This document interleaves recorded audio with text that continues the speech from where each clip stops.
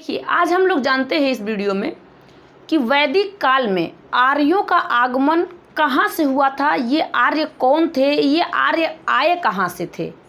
आप लोग वैदिक काल के विषय में पढ़े होंगे और नहीं पढ़े होंगे तो इस वीडियो में आप लोगों को पूरा कंप्लीट मिलेगा। वैदिक काल क्या है, जिस तरीके से हम लोगों को इसे वैदिक सभ्यता भी कहा जाता है या फिर हम इसे आर्य सभ्यता भी कह सकते हैं। आर्य कहाँ से आए हुए थे, तो हर एक इतिहासकार हर जगह बताते हैं कि ये कहाँ से आए थे। किसी ने बताया कि ये मध्य एशिया से आए थे, तो जिसने मध्य एशिया से बताया था इसे कहा गया कि हाँ ये ठीक बता रहे हैं कि ये मध्य एशिया से ही आए हुए थे। कोई और जगहों से बता रहा था कि ये आर्य यहाँ से आए हुए थे। तो इनके बारे में आप लोग पूरा समझिए। आर्य शब्द जो है, आर्य शब्द संस्कृत शब्द में है। आर्य का मतलब है संस्कृत शब्द में ये बोला गया है। इनकी भाषा भी आर्य की संस्कृत ही भाषा थी। और आर्य का जो अर्थ होता है, इसका मतलब होता है श्रेष्ठ, सबसे श्रेष्ठ। आर्यों को संस्कृत भाषा आती थी, ये संस्कृत में बात करते थे। और जिसको संस्कृत नहीं आती थी उनको गुरु के समीप बैठकर ज्ञान दिया जाता था। गुरु के समीप बैठ कर के ज्ञान मिलता था और ज्ञान दिया जाता था कि देखो, संस्कृत भाषा हम लोग को पता है कि संस्कृत भाषा जो है आर्यों के द्वारा ये रचित है, बताया गया है। तो आर्य का जो भाषा था संस्कृत भाषा था, वो संस्कृत में ही बात करते थे। ना तो उस समय का कोई इंग्लिश था, ना तो कोई हिंदी था जिसमें वो बात करें, तो संस्कृत भाषा बात करते थे। जो अदर दूसरा भाषा बोलता था उन्हें वो लोग कहते थे कि इनको ये चीज़ का ज्ञान है ही नहीं। तो आर्यों के विषय में हम लोग समझते हैं कि आर्य जो भारत में अपना आगमन किए थे, ये कहाँ से आए हुए आर्य थे। देखो, मैक्स मूलर बताते हैं कि आर्य मध्य एशिया से आए हुए हैं। कहाँ से? मध्य एशिया से।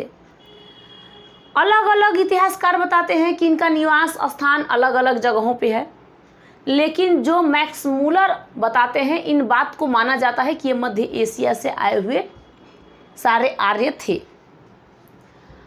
यह एक ग्रामीण सभ्यता के लोग थे। ग्रामीण कैसे थे? एक ग्रामीण थे।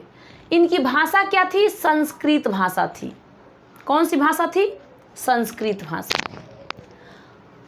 आर्य सर्वप्रथम पंजाब एवं अफगानिस्तान वाले एरिया में आए हुए थे। मध्य एशिया से ये पंजाब और अफगानिस्तान वाले एरिया में ये आए हुए थे। वहीं पे ये बसे हुए थे। कहाँ पे? वहीं पे बसे हुए थे। और जो वेद, जो ये वैदिक काल में जो वेद की रचना हुआ है, जैसे ऋग्वेद, ये किसके द्वारा? इन्हीं लोग के द्वारा ये रचना किया गया है। अब ये नहीं कि आर्यों के द्वारा, यानी कि जंगल में लिखा गया। हाँ, ऋग्वेद सबसे प्राचीन वेद है जिसको लिखा गया है आर्यों द्वारा। संस्कृत भाषा में उसे लिखा गया है। ठीक है। अब यहाँ पे आर्यों की जो प्रशासनिक इकाई थी वो क्या थी? इनका देखो, प्रशासनिक इकाई जो थी 5 भागों में बांट दिया गया था। 5 भाग में कौन सा भाग था? एक था कुल, एक था ग्राम, एक था विष, एक था जन और एक था राष्ट्र। जिस तरीके से आप लोग एक गांव नगर बसाते हो ना, गांव नगर ऐसा बसाते हो, तो कुल छोटा सा एक जगह बनाओ कबीला के टाइप, उसके बाद जनपद, महाजनपद, इस तरीके से होता है ना। तो जब आप लोग 16 महाजनपद पढ़ रहे थे तो उन्हीं में बताया गया था कि पहले कुल बनाया गया, जन बनाया गया, जनपद बनाया गया, तब महाजनपद बनाया गया था। जनपद फिर महाजनपद बनाया गया था। तो इसी तरीके से जो आर्य की प्रशासनिक इकाई थी, ये 5 भाग में ये भी था, जिनमें से कुल था, ग्राम था, विष था, जन था और राष्ट्र था। तब ये लोग अपना इस तरीके से यहाँ लोग छोटे छोटे जगहों से गांव ग्राम ये सब बसाए। आर्यों का जो प्रमुख देवता जी थे, भगवान इंद्र को माना जाता था। इंद्र को प्रिय देवता मानते थे। सबसे ज़्यादा प्रिय देवता कौन है? तो इंद्र हैं। इंद्र को प्रिय देवता माना जाता था। इन्हें युद्ध का तथा वर्षा का देवता कहा जाता था। इंद्र को आर्यों ने कहा था कि ये कैसा है, ये युद्ध के देवता या फिर ये वर्षा का देवता हैं। अग्नि, ये एक और मानते थे अग्नि को, आग का देवता। जो अग्नि था ना, अग्नि को आग का देवता मानते थे। वरुण को वायु का देवता मानते थे।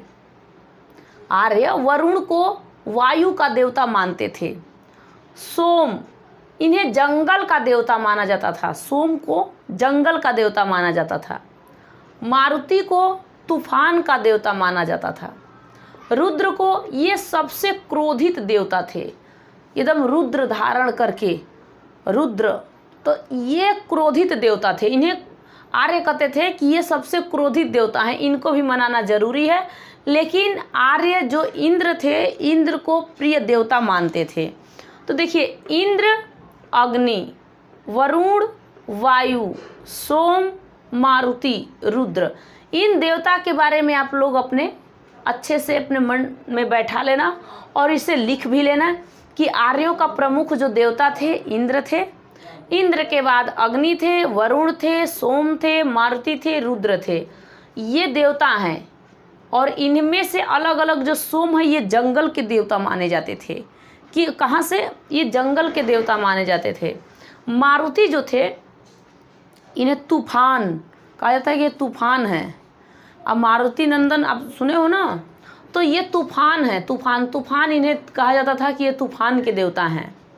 ठीक है, तो ये जो वैदिक काल में आर्यों का आगमन, तो आप लोग समझ गए कि इनका भारत में आगमन किस तरीके से हुआ, ये कहाँ से आए और किस जगह पे पहले पहुँचे थे। ये जो पंजाब वाला एरिया है, पंजाब वाले एरिया में और ये अफ़गानिस्तान वाले एरिया में आकर के आर्य बसे हुए थे।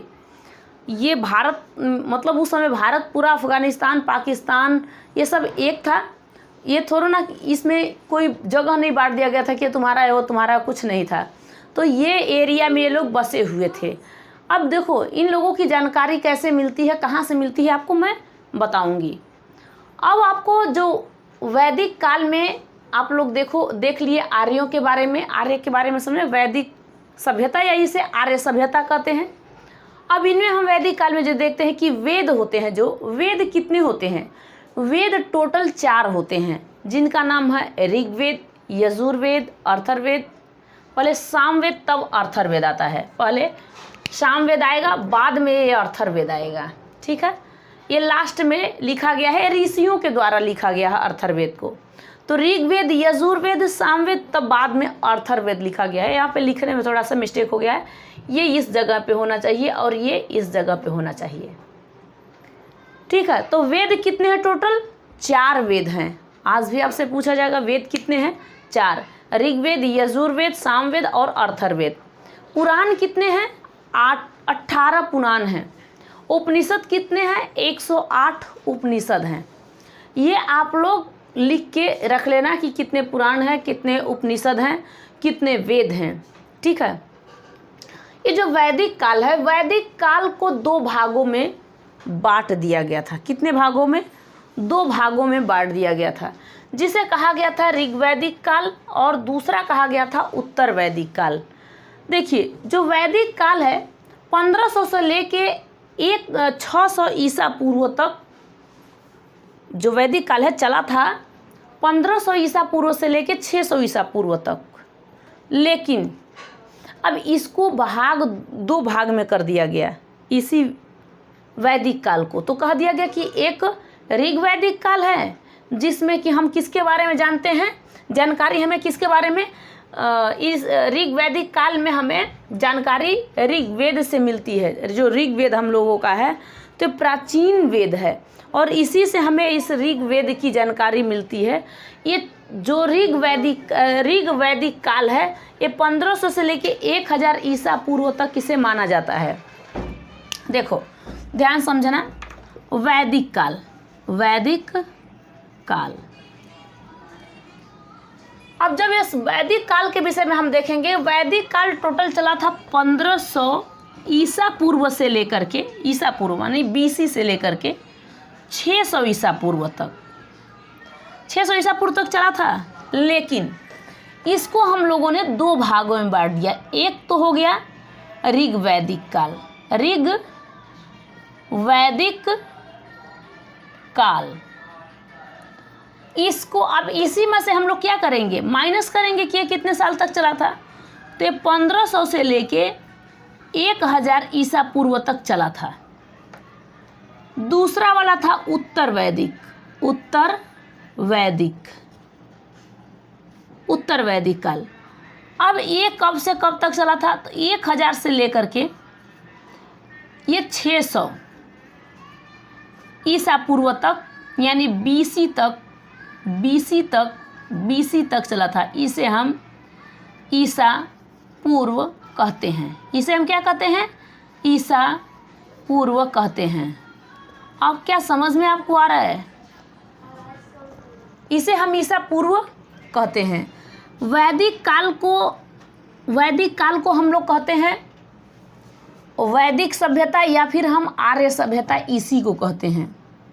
अब ये आपको आर्यों के बारे में इसलिए बताई हूँ कि आर्य पहले कहाँ पे आए, आर्यों द्वारा क्या क्या रचा गया, आर्य कैसे थे, आर्य क्या ग्रामीण थे या शहरी थे। तो ग्रामीण थे, उनके बारे में आप लोग को बता दी हूँ। अब हमें वैदिक काल में ये भी जानकारी हो गया, कि वैदिक काल जो है 2 भागों में बट गया था। एक ऋग वैदिक में, किसमें, एक ऋग वैदिक काल में और एक उत्तर वैदिक काल में, 2 में। अब जो इनकी ऋग वैदिक काल की जानकारी हमें मिलती है उसे ऋग वेद से मिलती है। किससे मिलती है, इसकी जानकारी हमें ऋग वेद से मिलती है। और 3 जो और हैं, जैसे कि यजुर्वेद, सामवेद, अथर्ववेद की इसमें हमें उत्तर वैदिक की जानकारी पूरा टोटल मिल जाता है। यहाँ तक समझे। अब हम ऋग वैदिक काल के विषय में पहले समझ लेते हैं। ऋग वैदिक में हम लोग किसके बारे में, ऋग्वेद के विषय में समझ लेते हैं। क्योंकि हम लोगों का जो वेद है वो कितने हैं, 4 वेद हैं, जिसमें हम ऋग्वेद, यजुर्वेद, सामवेद और अथर्ववेद, इन चारों के विषय में हमें जानना है। जो ऋग्वेद है ये सबसे प्राचीन वेद है। ये आर्यों के द्वारा रचित किया गया है, यानी कि किसके द्वारा, आर्यों के। इसमें 10 मंडल हैं, 1028 सूत्र हैं और 10,462 रचनाएं इसमें हैं। इसमें मंत्रों की जो संख्या है, मंत्र बोला गया है 10,580 इसमें मंत्र बोला गया है। इसमें 118 मंत्र दोहराए गए हैं। इसमें कितने मंत्र दोहराए गए हैं, 118 मंत्र दोहराए गए हैं। इनमें मूल मंत्रों की जो संख्या है 10,462 है। 10,462 है जो मूल मंत्र हैं इसके। जैसे कि हम लोग यहाँ पे मंत्र रचना हम बता रहे हैं ना, यहाँ पे रचना 10,462। इसी तरीके से इसे मूल मंत्र की जो संख्या है 10,462 है। ठीक है। इसमें हमें गायत्री मंत्र की, ये तीसरे मंत्र में है गायत्री मंत्र, जो इसकी रचना है ना विश्वामित्र ने किया था। गायत्री मंत्र की रचना विश्वामित्र ने किया था। समझ में आ रहा है आपको कि हम लोग ऋग्वेद कैसा वेद है, सबसे प्राचीन वेद है। पूछेगा आपसे कि सबसे प्राचीन वेद कौन सा है, तो ऋग्वेद है, पुराना ऋग्वेद है। ठीक है। गायत्री मंत्र किससे मिलता है, तो यह ऋग्वेद से। इसमें अनुमंडल है, इसमें मंडल अनुमंडल है। कौन सा अनुमंडल, तीसरे मंडल में है। तो ये सूत्र कितने हैं, इसमें क्या क्या है, सब कुछ आपको बताएगा। अब यजुर्वेद के विषय में हम समझते हैं। यजुर्वेद जो है यज्ञों, इसमें क्या मिलते हैं, यज्ञ के नियमों के बारे में बताया जाता है कि यज्ञ किस तरीके से किया जाता है। यज्ञ में क्या हो, देखो पहले तो सब मंत्र बोला गया। ऋग्वेद में मंत्रों के बारे में बताया गया, इतने मंत्र हैं, इतने श्लोक है, इतने क्या है, इसमें पढ़ो, खूब बोलो, तो वो सब बता दिया गया। फिर बताया गया इसी में कि आपको यजुर्वेद में मिलेगा कि अब आप मंत्र जानते ही हो, तो इसके लिए अब आपको युद्ध करने जाना पड़ेगा। और युद्ध जब करने जाओगे तो हवन करना ही होगा। हवन करोगे तो उसमें जितने भी मंत्र ऋग्वेद से लिए गए हैं उसमें बोला जाएगा। तो ये सारे के सारे जो हम लोग आज भी करते आ रहे हैं कि हम लोग हवन में बैठते हैं कि जाकर के पूजा पाठ करवाएं। तो इस तरीके से जो भी जानकारी मिलती है हमें इन वेदों से ही मिलती है। और वेद के बारे में आपको बहुत ज़्यादा ऋषि मुनि या फिर ये सब पंडित लोग बताते रहते हैं। तो ये आपको जानकारी होनी ज़रूरी है कि वेद कितने होते हैं, पुराण कितने होते हैं, और आपको ये वेद पुराण ये सब कितने होते हैं, ये सब के बारे में आपको जानकारी ज़रूरी है। यजुर्वेद में हमें यज्ञों के नियमों का पता चलता है, किस तरीके से यज्ञ किया जाता है, क्या क्या उसमें ज़रूरी है चीज़, यज्ञों के बारे में पता चलता है। सामवेद, अब सामवेद में हम देख लेते हैं। सामवेद मतलब होता है संगीतमय, स्रोत का वर्णन किया जाता है। संगीतमय यानी स्रोतों का वर्णन किया जाता है।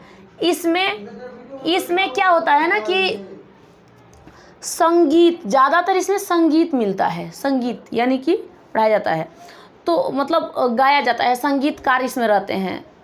तो साम मतलब संगीत, गान के बारे में पता चलता है इसमें। अर्थर्वेद में, अर्थर्वेद क्या है, इसमें ऋषि द्वारा रचित किया गया है। ये देखो अब आता है अर्थर्वेद। अर्थर्वेद जो है ये ऋषि द्वारा रचित है। क्या ये सब वेद जो तीन वेद थे जिनमें से ऋग्वेद, यजुर्वेद और सामवेद, क्या ऋषियों द्वारा रचित है? ये किसके? आर्यनों द्वारा ये रचित है। ये आर्यनों द्वारा, क्योंकि आर्यनक थे ना, ये सब जंगल में बैठ करके इसे रचे थे। ऋषि मुनि अपने लिए कुटिया बनाए हुए थे, उसी कुटिया में ये लिखे थे अर्थर्वेद को। अब इस अर्थर्वेद में क्या क्या मिलता है कि इसमें मंत्र कितने हैं? 731। 6000 क्या है इसमें? 6000 इसमें रचना है। देखिए संबंध है जो चिकित्सा, अब इसमें संबंध किससे किससे मतलब माना जाता है? अर्थर्वेद का संबंध जो है चिकित्सा से है। तंत्र मंत्र, जादू टोना, वशीकरण, इसमें ये सब मिलेगा आपको। क्या चारों में अलग अलग चीज़ मिलते हैं कि नहीं? ऋग्वेद में क्या मिला? ऋग्वेद में आपको जितने भी मंत्र हैं, मंडल हैं, जितने भी आपको गायत्री मंत्र बोलना है, आपको सत्यमेव जयते, सब जो भी चीज़ है, तो हर एक चीज़ की जानकारी आपको हर एक वेद में अलग अलग मिलेगा। और यजुर्वेद में यज्ञों की जानकारी है, सामवेद में संगीत की जानकारी है, अर्थर्वेद में आपको तंत्र मंत्र, जादू टोना, वशीकरण, इसकी जानकारी है। तो आर्यनक कहाँ से आए हुए थे? ऋग्वैदिक काल, या हम आर्यों का सभ्यता इसे कहते हैं। क्या ये जानकारी आपको मिला? यहाँ तक तो आप लोग पहुँच गए। वैदिक काल को 2 भागों में बांटा गया था, एक को ऋग्वैदिक काल, एक को उत्तर वैदिक काल में। ऋग्वैदिक काल जो था ये 1500 से लेके 1000 ईसा पूर्व तक था। उत्तर वैदिक काल जो था 1000 से लेके 600 ईसा पूर्व तक था। लेकिन अगर वैदिक काल के विषय में पूछेगा 1500 से लेके 600 ईसा पूर्व में उसे बांटा गया था। 3 को मतलब 3 जो था वेद, इन तीनों वेदों को आर्यनक द्वारा रचा गया था, और जो एक वेद अर्थर्वेद था ये ऋषि द्वारा रचा गया था। तो ये आपको समझ में आ गया होगा। यहाँ तक आप लोग अच्छे से समझ लेना। अब इसके बाद में जो इसकी नदियाँ हैं, इसमें क्या क्या दिया गया है, उनकी प्राचीन वैदिक काल के प्राचीन नदियों का नाम, ये सब आपको मैं बताऊंगी। नेक्स्ट वीडियो में मिलूंगी इसके बाद। तब तक के लिए जय हिंद, थैंक यू।